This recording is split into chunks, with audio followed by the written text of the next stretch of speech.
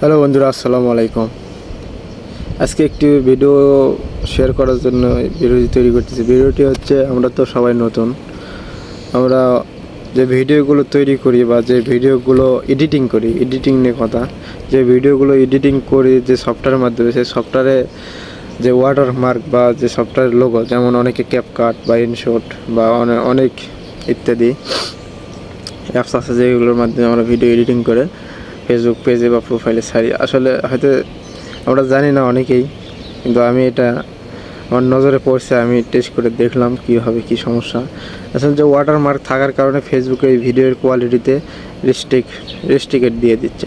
আপনার ভিডিওর কোয়ালিটির মানটা খারাপ হইতেছে, এই কারণে হয়তো অনেক সময় মনিটাইজেশন পাওয়া যাবে না, অনেক সমস্যা হতে পারে। ভিডিওতে ডাইরেক্টলি রেস্ট্রিকেট মারতেছে না, কোয়ালিটিতে রেস্ট্রিকেট দেওয়া আছে, ভিডিওটি সম্পূর্ণ সঠিক হয়নি। তো চলুন আমি স্ক্রিন শেয়ারের মাধ্যমে আপনাদেরকে দেখিয়ে দেবো আসলে আমাদের ভিডিওতে কী সমস্যা হয়েছিল।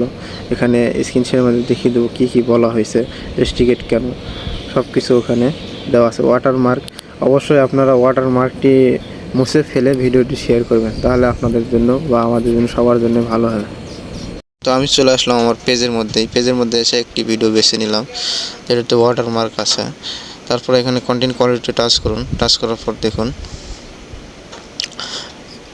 ওয়াটারমার্ক ডিলিটেড, এখানে ফেসবুক নিজে থেকেই বলতেছে।